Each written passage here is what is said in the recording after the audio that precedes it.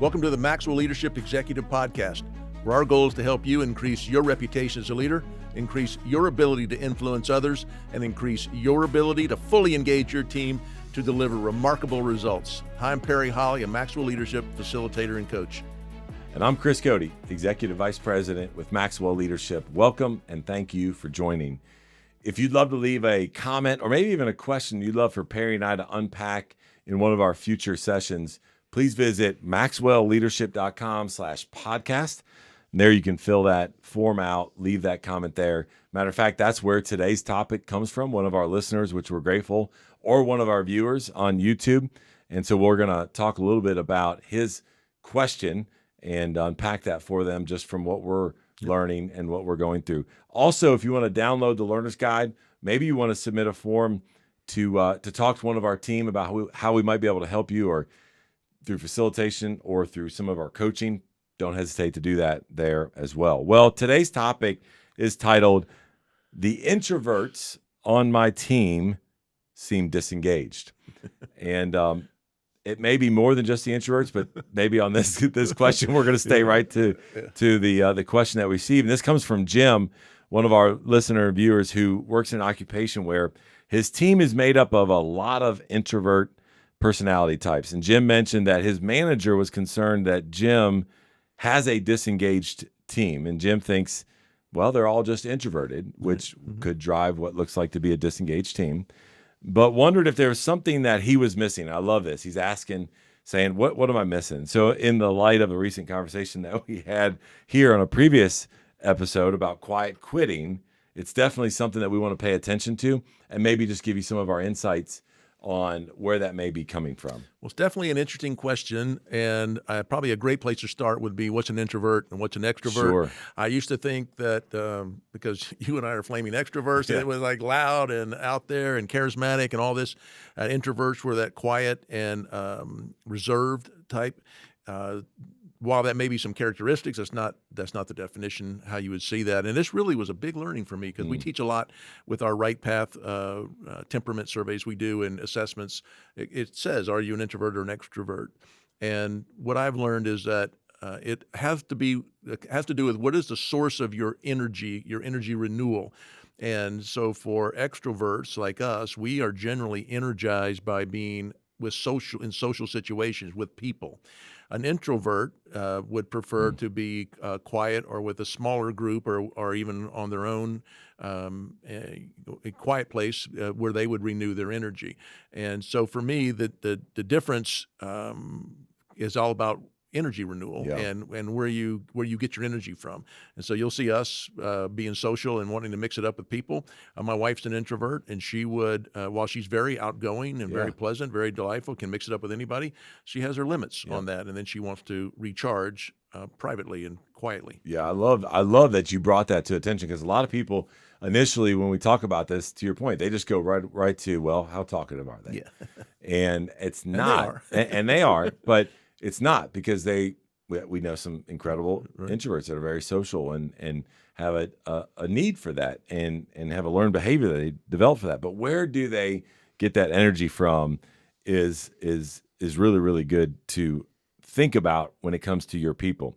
Now, another great reminder, and I think even Jim mentioned this, was that he was adopting kind of what we call the platinum rule, which is treating people and leading people the way that they need to be led, not the way you want to be led or the way that your manager, in this case that Jim's talking about, thinks that they need to be led, but it's how do they need to be led. And to Perry's point, we use a behavioral assessment called Right Path, and that allows us to kind of see different temperaments and talk a little bit about that in order to better lead those individuals. But we're going to talk about today, how do we ensure that our introverts and our extroverts are engaged and being led well, so that there's not a perception, because that's what it is. It's not an intent of the individual.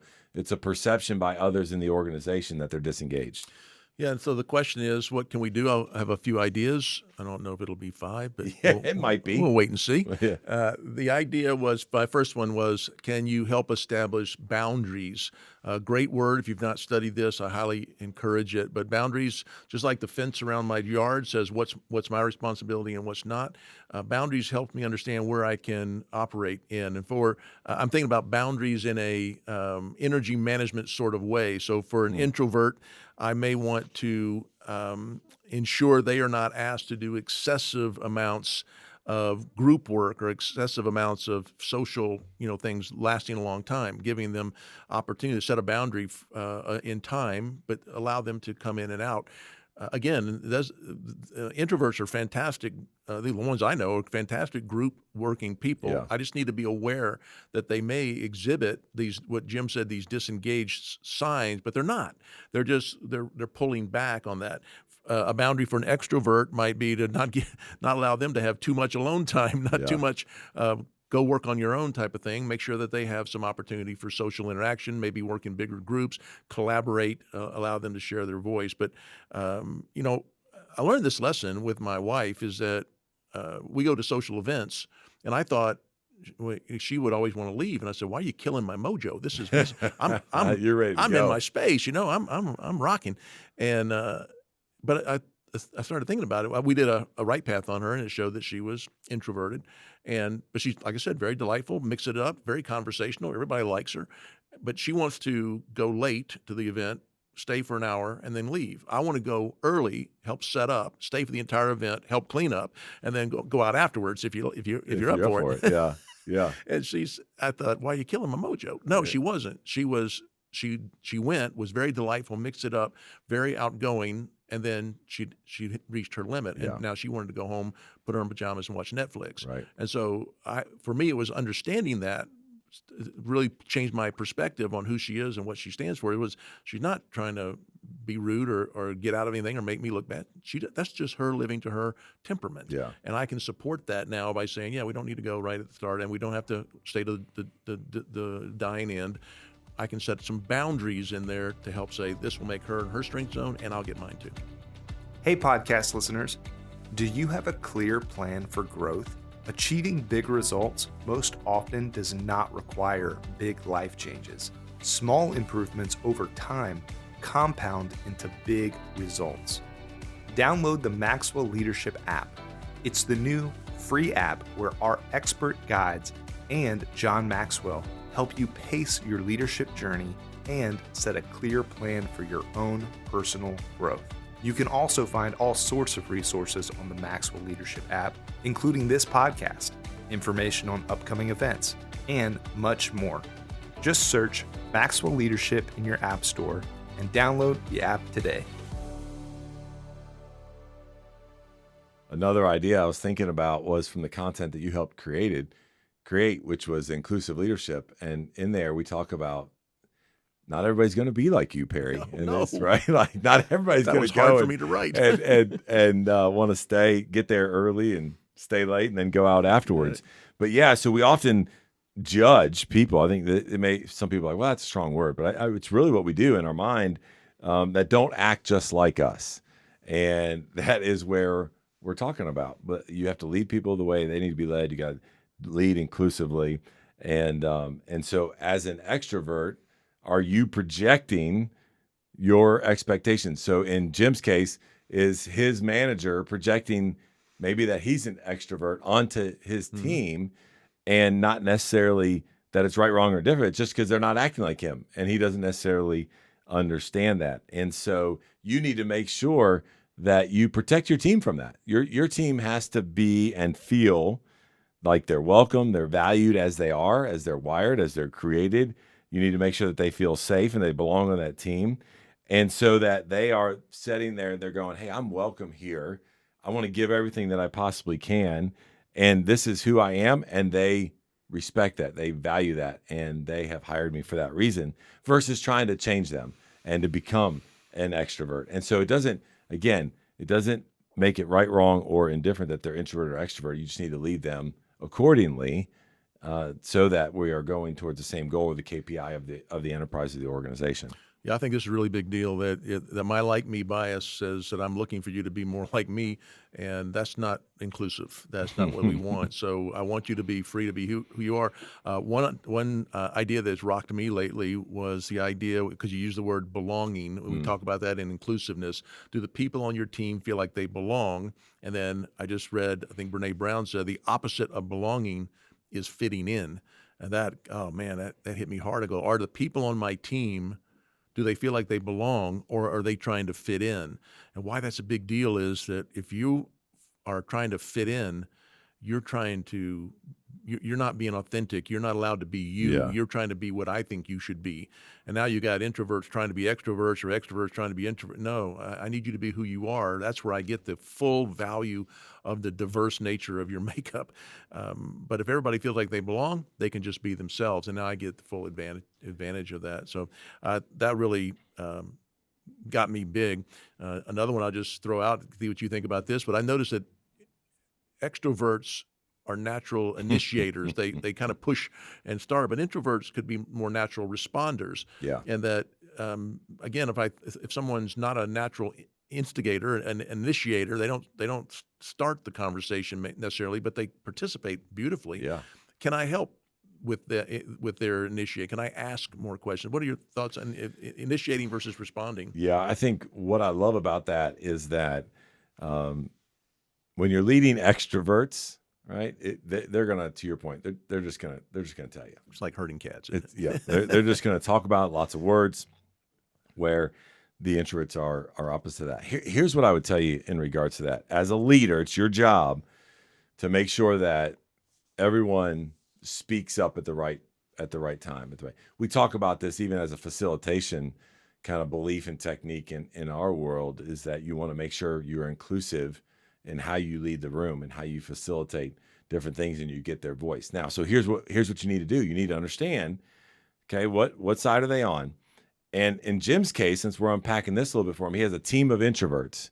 Well, maybe the perception of that is happening and they feel like they're disengaged because they're going to meetings with Jim's manager or leader, and maybe they're not participating verbally as much. Maybe they don't seem engaged in those meetings, maybe whatever it might be. One of the things that I do, and I would encourage you to do when you have a team of introverts, is when you're putting them in a meeting situation, give them time to prepare for what the topics that are going to be covered. So, Jim, in this case, I'd love for you to go to your leader and say, okay, when do they feel disengaged to you? Oh, when we have meetings. Okay, great.